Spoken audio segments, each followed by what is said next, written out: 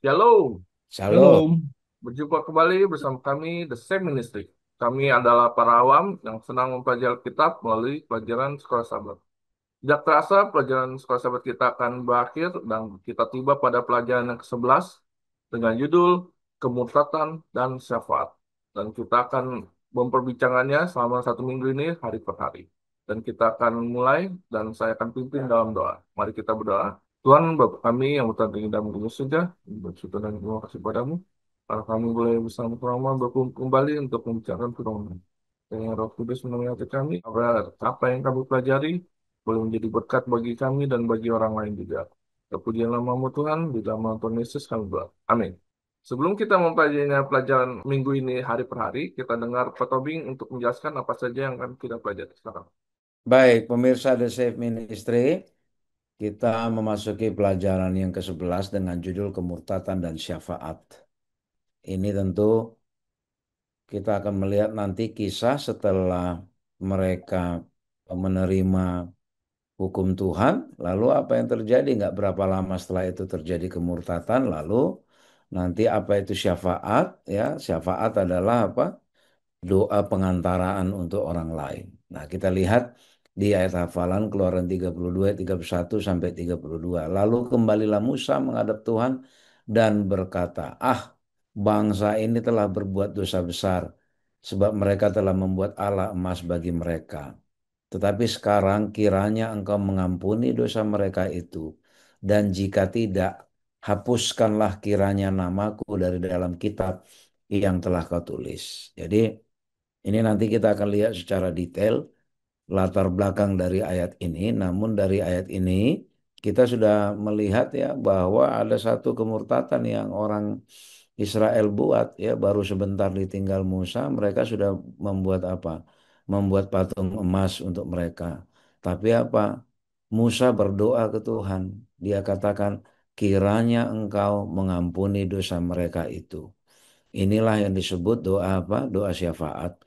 Jadi doa syafaat itu sebenarnya apa? Doa yang dilayangkan bukan untuk kepentingan diri sendiri, tapi untuk orang lain. Jadi ini juga satu pelajaran juga ya di gereja-gereja kita. Kita selalu di setiap sabat ibadah khutbah itu ada sesi doa syafaat. Ya, itu adalah apa?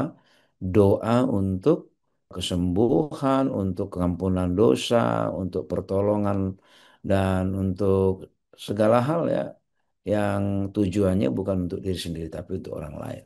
Dan bahkan bukan hanya itu, Musa bilang ya kalau nggak Tuhan ampuni udah lebih baik Tuhan hapus aja lah namaku dari kitab yang telah kau tulis. Ini bukan sebuah ancaman ke Allah, tapi ini sebuah tindakan kepemimpinan yang luar biasa, tindakan kerelaan, ya, pengorbanan untuk umat daripada diri sendiri.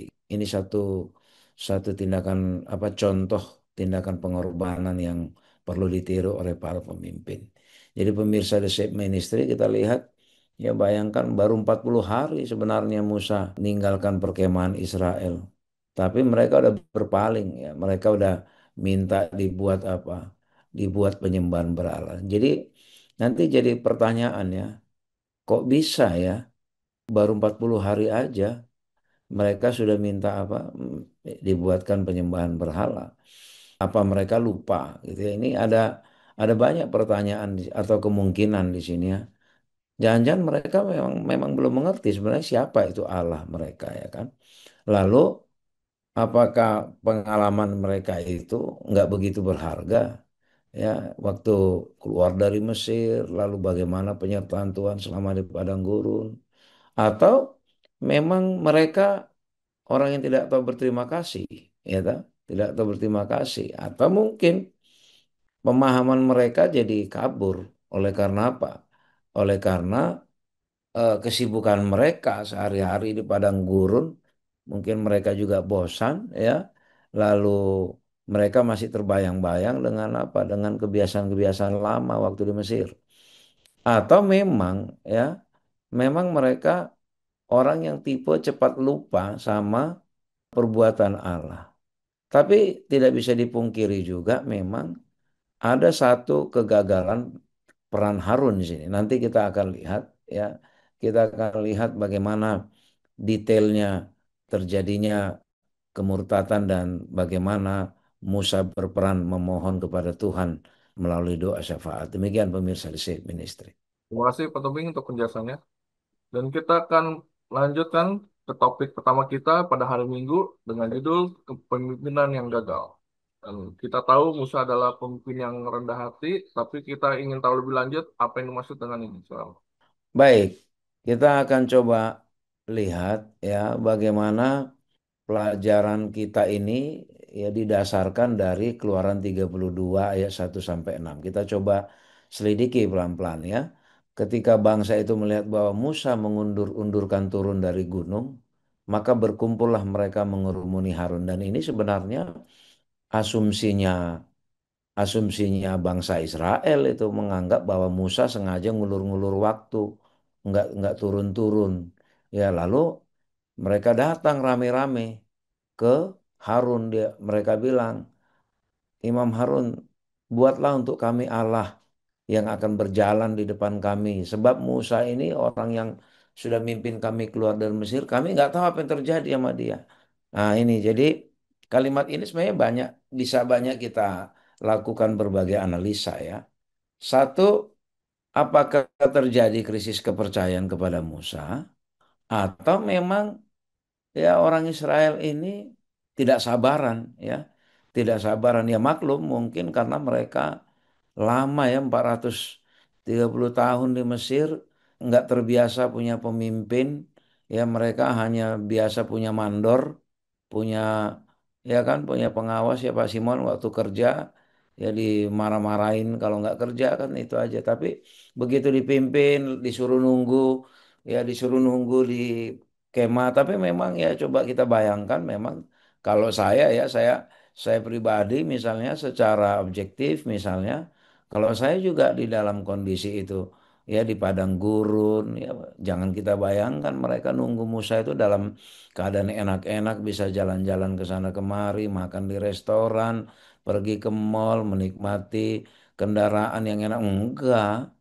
Ya, mereka kan tinggal di padang gurun, setiap hari makan dengan mana, lalu tinggal di kemah, nunggu 40 hari, lalu mereka berasumsi, ini jangan-jangan Musa ngulur-ngulur atau ini kami tidak tahu apa yang telah terjadi dengan dia. Ya bisa saja, jangan-jangan sudah mati dia di jalan atau mati dimakan binatang buas atau apalah waktu dia naik gunung ya. Lalu mereka minta apa? Buatlah untuk kami Allah yang akan berjalan di depan kami. Poin kedua, ternyata mereka ini orang yang religius juga. Kenapa disebut orang yang religius? Mereka tetap fokusnya punya punya Allah ya, walaupun walaupun ini Allah yang salah ya, tapi kalau dari sisi lain ini ada kebutuhan bagi mereka. Mereka pingin tetap punya punya sesuatu yang disembah kan, gitu ya. Ini sebuah spirit apa, religiusitas atau apa namanya, spirit keagamaan ya gini ya. Lalu Harun berkata ke mereka, tanggalkanlah anting-anting emas yang ada pada telinga istrimu, anak laki-laki dan perempuan, dan bawalah semua kepadanya. Nah ini mungkin ada pertanyaan, dari mana mereka punya anting-anting emas? Ya kan? Nah ini kan ingat ya, waktu mereka mau keluar dari Mesir, kan mereka dikasih itu segala macam, termasuk perhiasan-perhiasan, anting-anting, udah bawa aja semua kan gitu ya. Lalu seluruh bangsa itu menanggalkan anting-anting emas. Nah, mereka dermawan juga loh Pak Simon. Ya waktu mereka bilang coba kasih, nggak, mereka nggak banyak pertanyaan, mereka dermawan ya.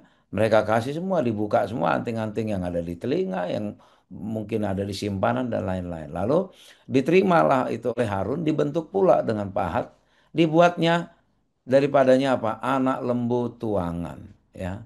Jadi dibentuk apa, seperti dewa yang menyerupai lembu. Lalu kemudian berkatalah mereka, hai Israel, inilah Allahmu yang telah menuntun engkau keluar dari tanah Mesir. Inilah salah satu kesalahan fatalnya, yaitu apa? Mereka dengan mudah menggantikan sosok Allah yang sebenarnya dengan Allah yang lain. Bahkan dideklarasikan nih, diumumkan, inilah Allahmu yang telah menuntun engkau. Ini kan, ini pengkhianatan luar biasa.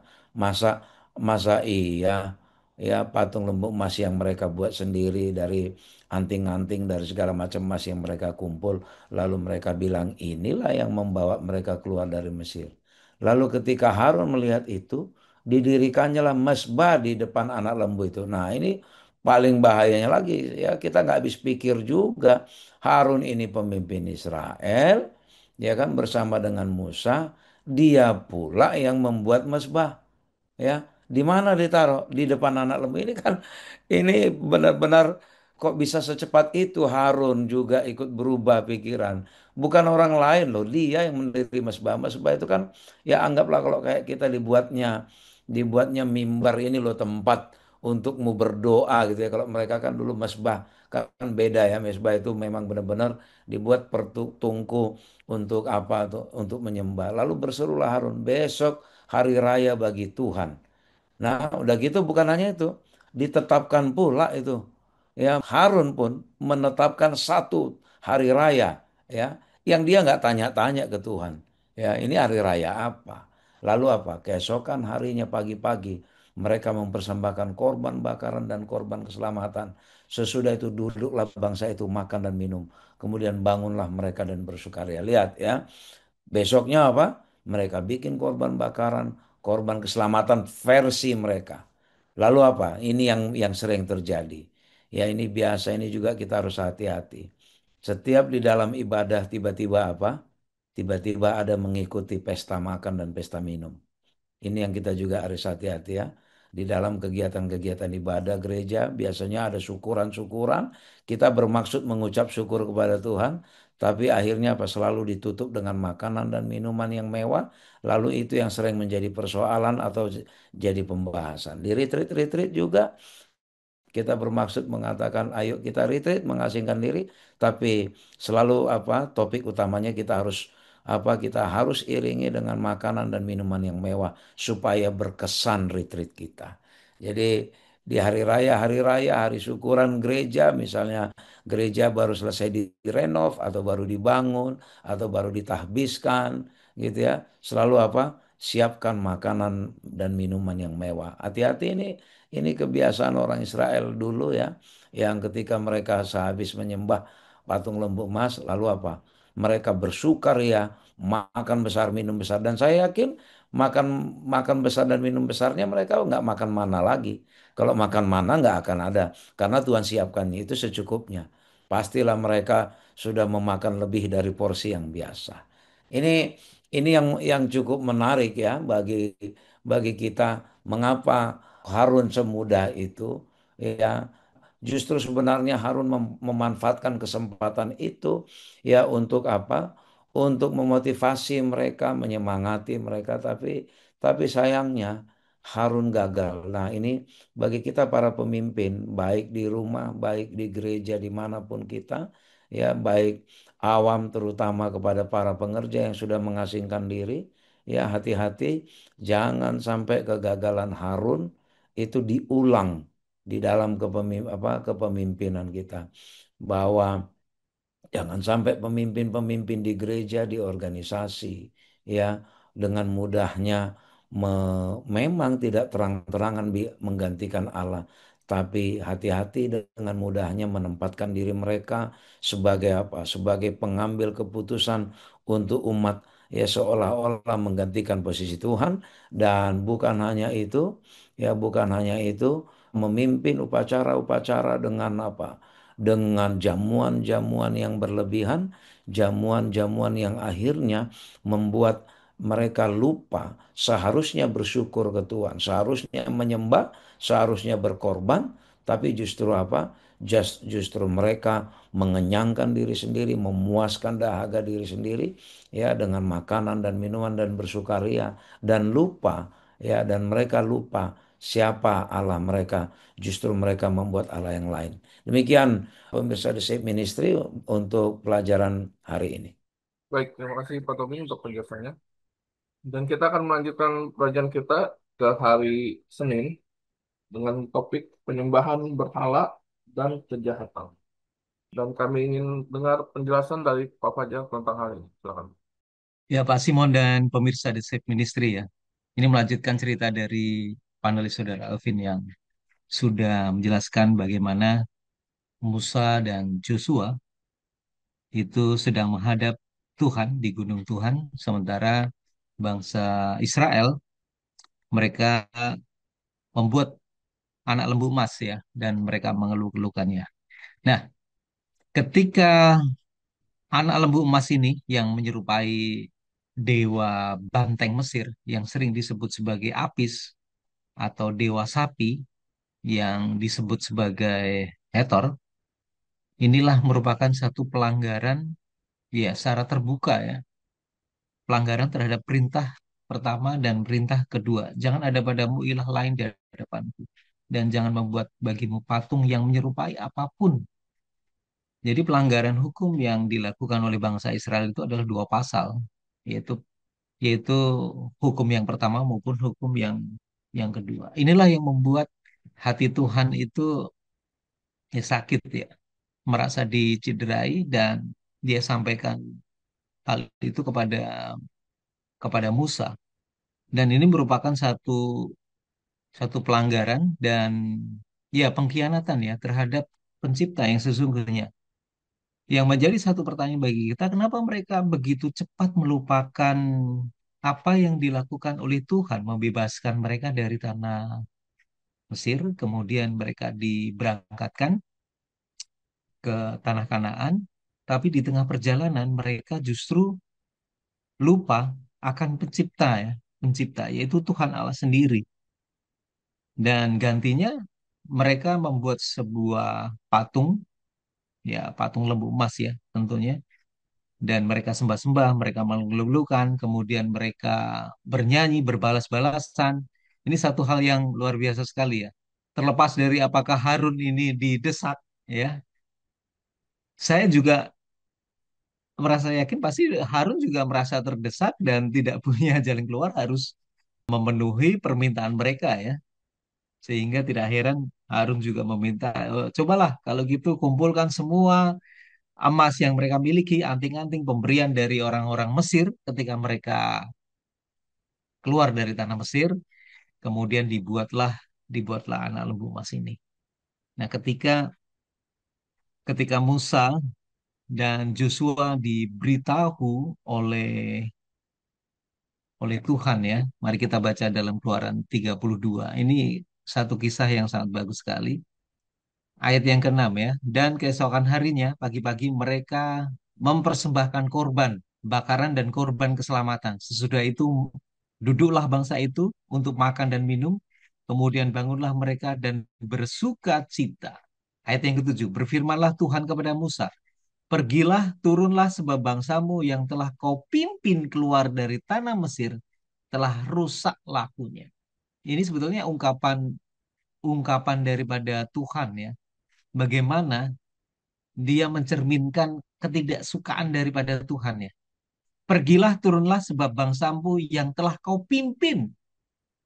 Jadi seakan-akan Tuhan tidak mengakui bahwa Tuhan sendiri yang memimpin bangsa Israel ya, yang telah kau pimpin keluar dari tanah Mesir. Jadi seakan-akan bahwa tanggung jawab yang besar itu ada di pundak Musa ya. Seakan-akan bahwa Tuhan itu tidak mengakui bahwa dialah yang memimpin bangsa bangsa Israel. Karena apa? Melihat kelakuan dari bangsa Israel sangat begitu jijik dan sangat begitu tegar tengkuk dan jahat sehingga Tuhan bisa bisa menyampaikan bahwa yang memimpin mereka keluar dari tanah Mesir adalah Musa itu sendiri ya. Kemudian ayat 8, segera sesudah juga mereka menyimpang dari jalan yang telah kuperintahkan kepada mereka. Mereka telah membuat anak lembu tuangan dan kepadanya mereka sujud menyembah dan mempersembahkan korban sambil berkata, hai Israel, inilah Allahmu yang telah menuntut engkau keluar dari tanah Mesir. Saya yakin Tuhan tidak tidak mau ya diduakan. Tidak mau diduakan, ada satu ilah lain ya. Ilah lain yang menggantikan Tuhan yang sebetulnya betul-betul dialah yang memimpin bangsa Israel keluar dari tanah Mesir, menyediakan tiang awan dan tiang api, yang menyediakan makanan ya, makanan kepada bangsa Israel. Tapi rupanya apa yang sudah dilakukan oleh Tuhan itu tidak membuat ya, tidak membuat bangsa Israel itu menurut kepada Tuhan.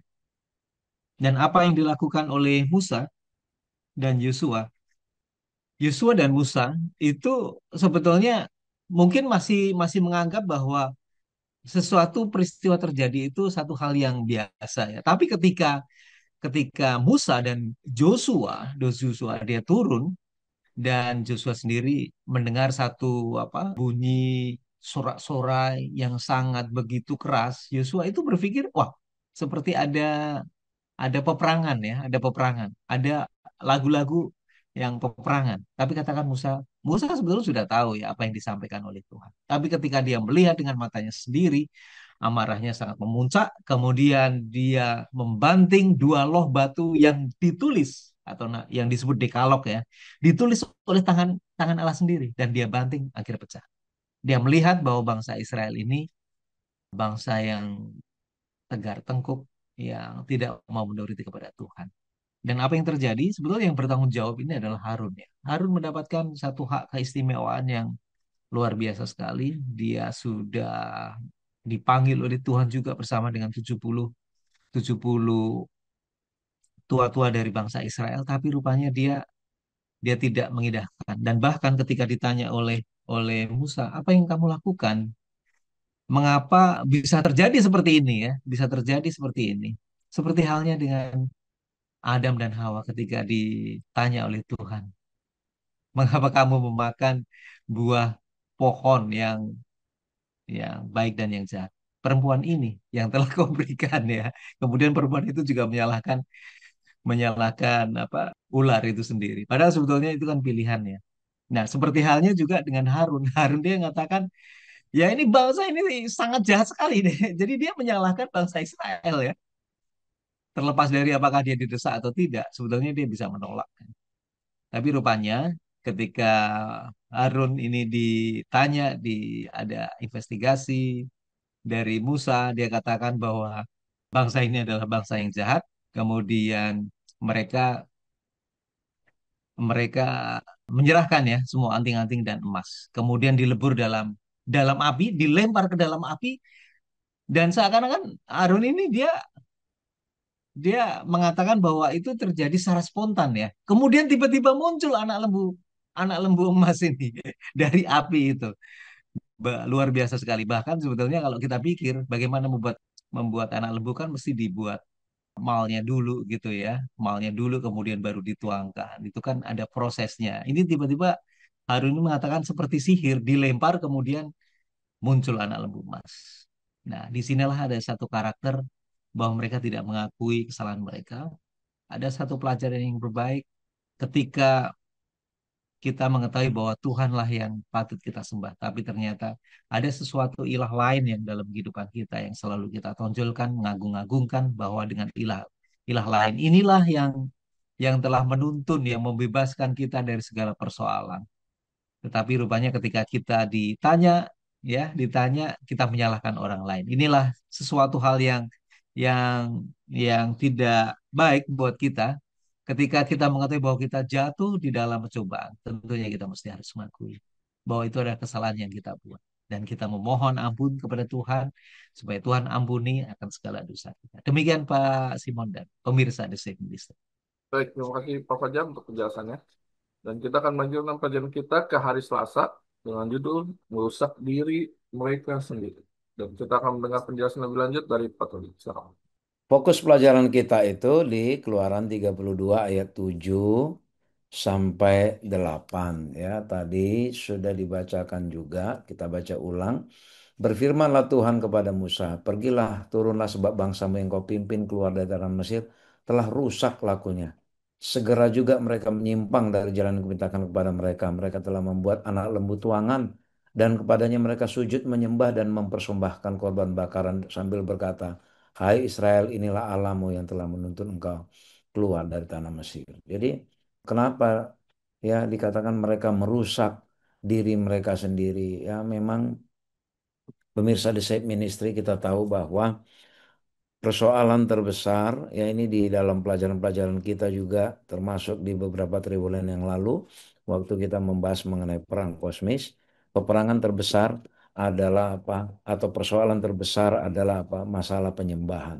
Ya, itu makanya Itu makanya ya kalau kita lihat mulai dari konflik di sorga sampai sampai Yesus digoda juga semua itu masalah penyembahan ya. Nah, ini sekarang tiba-tiba bangsa Israel udah gitu dibantu oleh Harun lagi difasilitasi ya difasilitasi oleh Harun, mereka membuat Allah ya, membuat Allah mereka dari emas yang mereka kumpulkan dengan sukarela. Ini satu pelajaran mahal juga loh Pak Simon dan pemirsa The Shape Ministry. Hati-hati kita, bisa saja kita terlihat dermawan ya.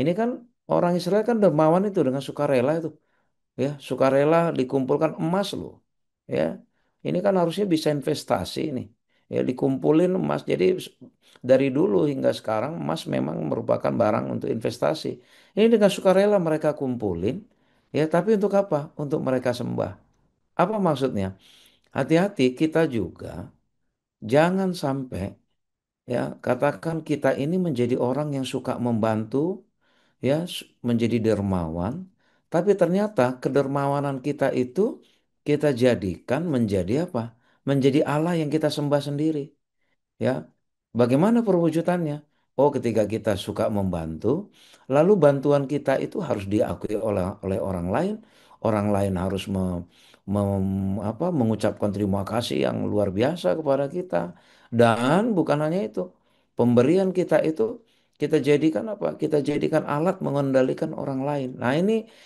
ini pelajaran-pelajaran praktis yang juga kita harus pikirkan kita mungkin sekarang ya nggak ada lah ya secara terang-terangan ya membuat membuat kuil atau membuat patung di rumahnya atau mau di gereja untuk disembah-sembah enggak lah kita semua berdoa ke Tuhan kok ya kita semua berdoa ke Tuhan enggak ada itu enggak ada cerita mau patung lembu emas mau bentuk apa sih enggak ada itu saya yakin kita orang Kristen enggak ada yang membuat apalagi kita Advent enggak ada yang membuat khusus benda yang disembah tapi jangan salah ya sama seperti orang Israel yang lalu dengan kedermawanan mereka, mereka seolah-olah ingin punya Tuhan, ya.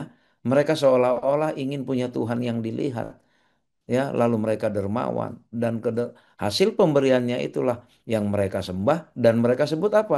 Oh, inilah yang melepaskan kami dari Mesir, ya. Jangan sampai ya seperti kita nanti saya ulang lagi, pemberian kita, kedermawanan kita puji-puji, lalu kita sebut karena pemberian saya inilah makanya ya, karena pemberian saya inilah makanya oh kalau di gereja makanya gereja ini menjadi berhasil, makanya kalian jadi begini, nah ini hati-hati. Segala sesuatu yang kita gantikan untuk menggantikan Kristus itulah penyembahan berhala. Kalau kita lihat di pelajaran kita ini banyak sekali kesombongan, keegoisan, uang, kekuasaan, seks, makanan, TV dan lain-lain, hobi ya, even keluarga, bahkan Alkitab pun bisa jadi dewa menjadi penyembahan loh bagi kita. Ya kan? Ketika kita apa? Ketika kita ketika kita apa namanya? Menjadikan Alkitab seolah-olah lebih tinggi dari kemanusiaan ya saking hebatnya kita belajar Alkitab sama kayak orang Farisi mereka merendahkan kemanusiaan ya mereka kan imam-imam ahli Taurat Farisi luar biasa ya mengenai Taurat tapi mereka apa mereka gagal dalam berinteraksi dengan manusia orang orang Samaria saja mereka anggap orang nggak berguna bahkan bayangan mereka sendiri pun nggak mau ketemu sama bayangan orang Samaria nah ini hati-hati saya yakin kita banyak hal lah ya tapi segala sesuatu yang kita buat membuat Tuhan menjadi bukan yang nomor satu itulah penyembahan berhala dan prosesnya sering terjadi apa?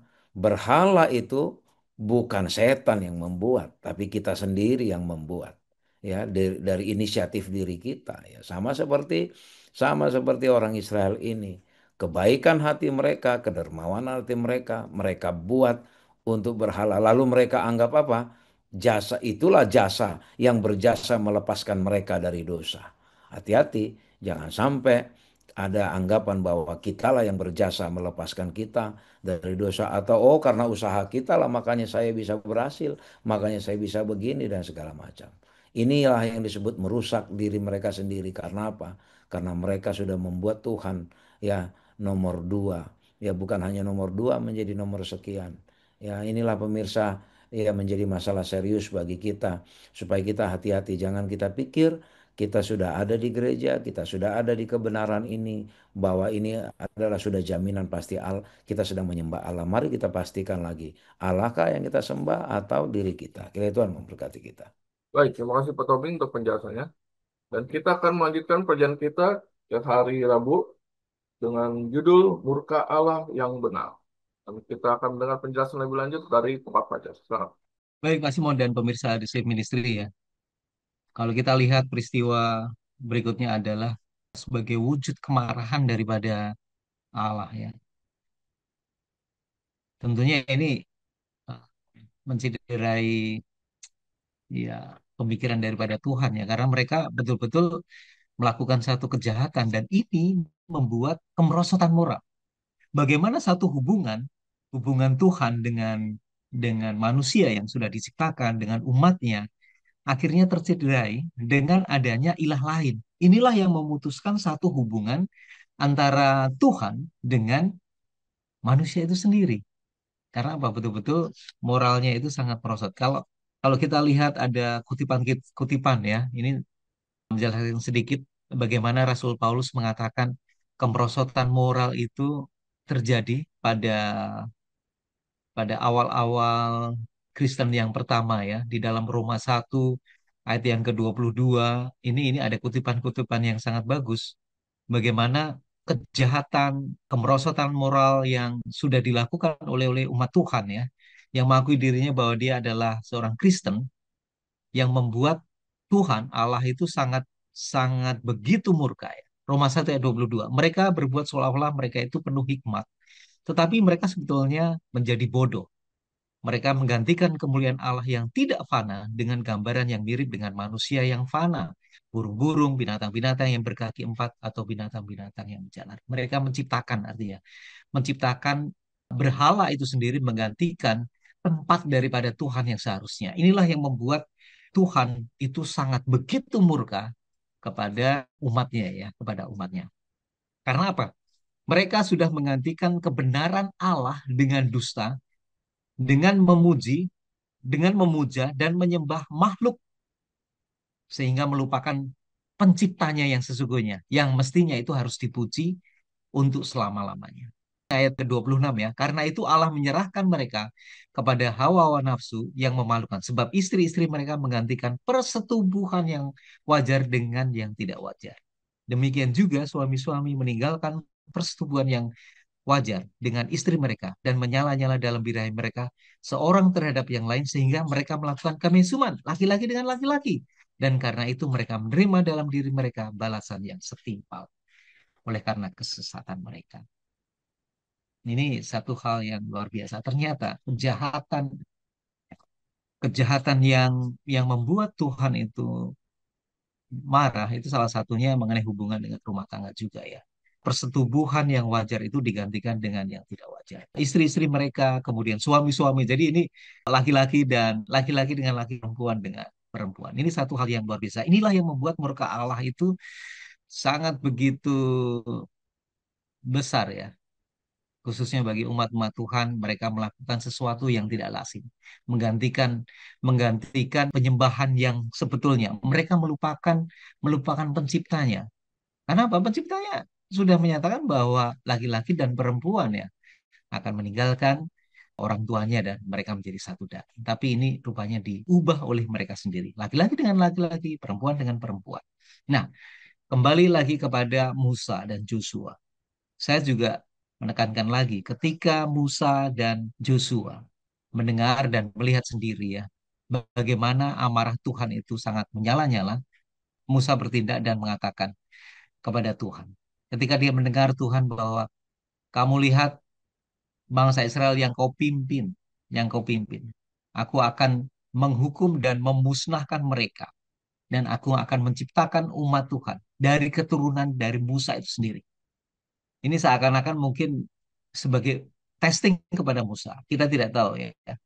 Bagaimana Tuhan bisa mengatakan bahwa dia akan membuat umat Tuhan dari keturunan Musa itu sendiri. Artinya bahwa umat Israel ini semuanya akan dibinasakan dan Tuhan akan menciptakan dari keturunan dari Musa itu sendiri.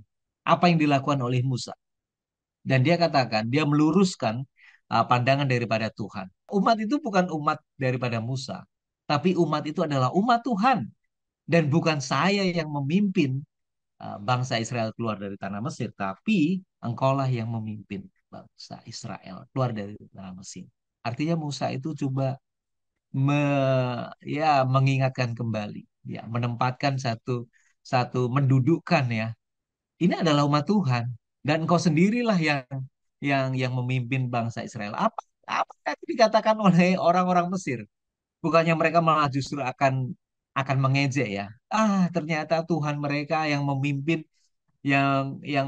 bangsa Israel keluar dari tanah Mesir, kemudian dia sendirilah yang membunuh mereka di padang belantara.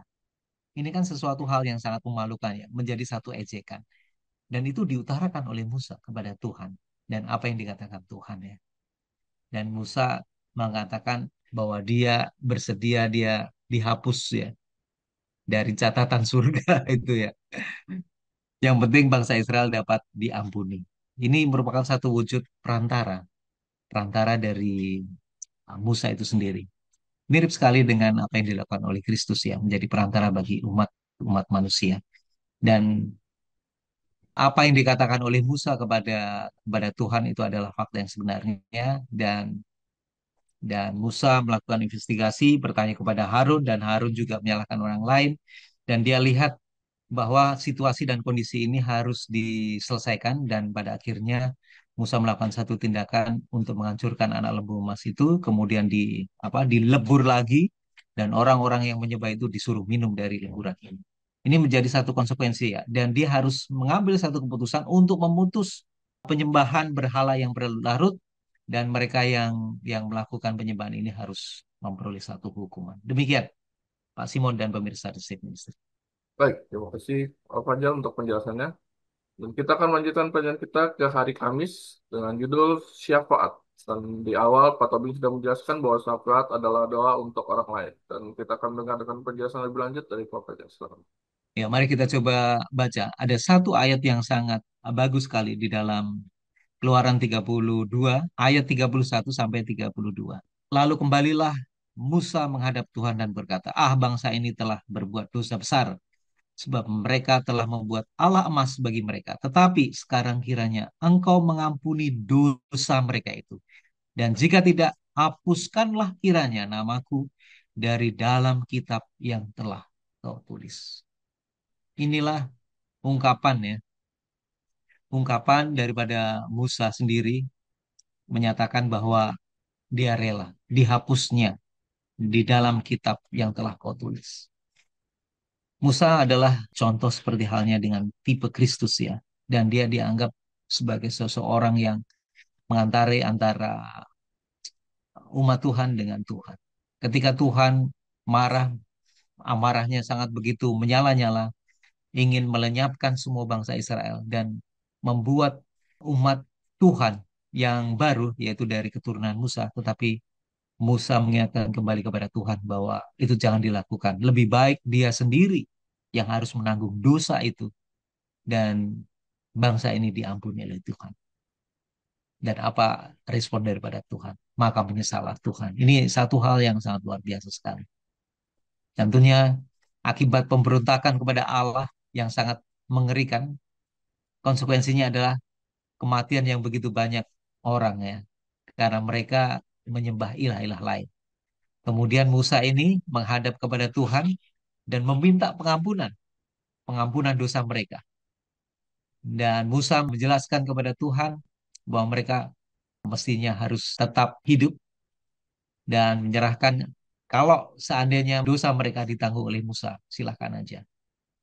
Musa bersedia, tetapi Tuhan menyesal dan tidak jadi ya. Musa adalah tipe daripada Kristus. Karena doa syafaatnya yang sangat begitu luar biasa bagi orang yang berdosa, bagi bangsa Israel yang berdosa. dan kerelaan dia untuk mengorbankan nyawanya demi bangsa Israel.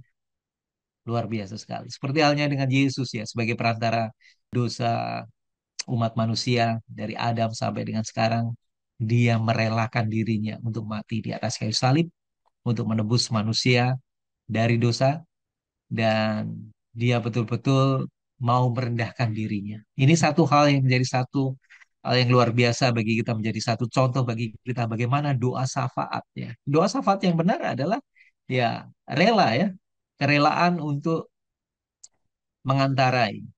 Seperti halnya kita di gereja-gereja, ketika kita berdoa syafaat kepada Tuhan, ya kita memohon pengampunan ya, memohon pengampunan atas segala dosa yang dilakukan oleh umat-umat Tuhan, meminta pengampunan daripada Tuhan. Mengampuni berarti menanggung atau memikul, seperti halnya tertulis, tetapi sesungguhnya penyakit kitalah yang ditanggungnya. Memang Musa meminta Tuhan untuk menanggung dosa umatnya, dan itu dilakukan oleh Kristus di atas kayu salib. Dia rela untuk menyerahkan nyawanya demi keselamatan bagi umat manusia.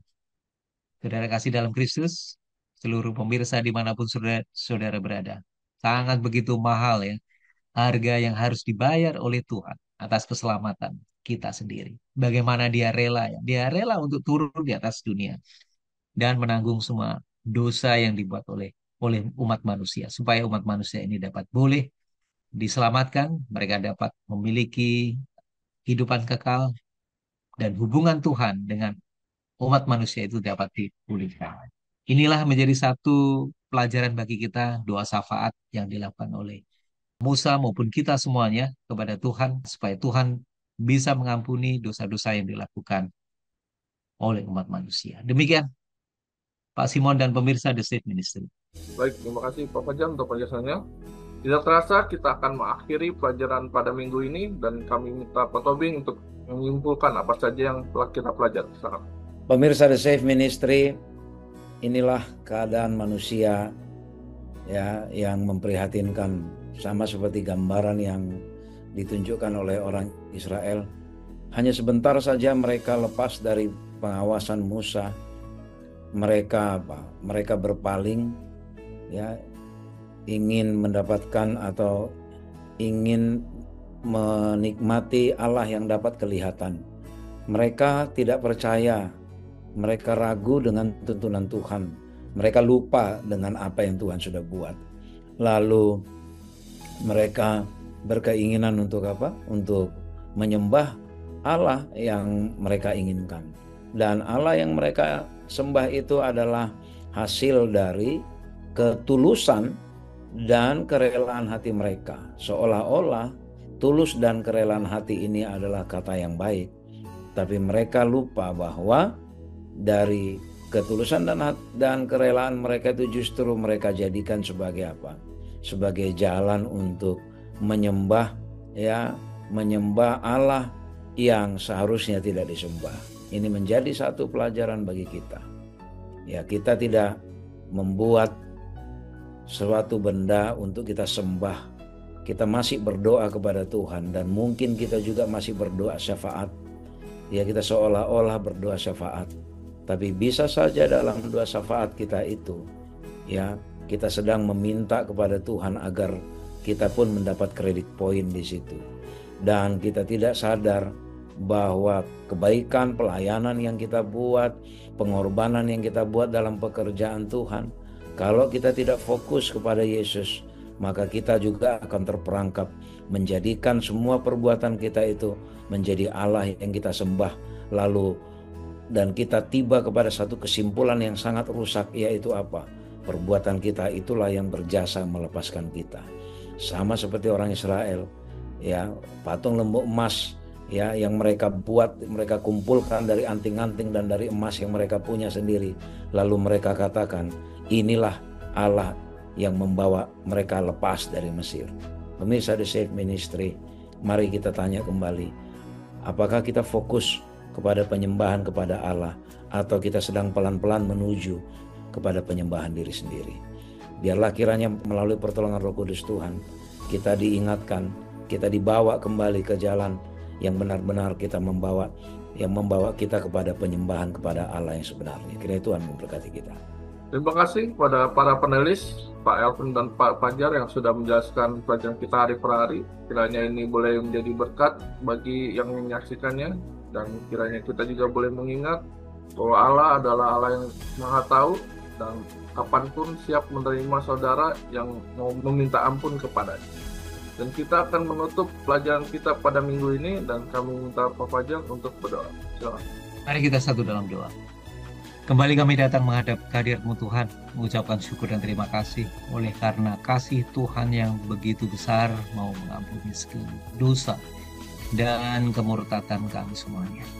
Dan bila kami dapat boleh memahami akan keberdosaan kami sehingga kami membutuhkan perantara daripada.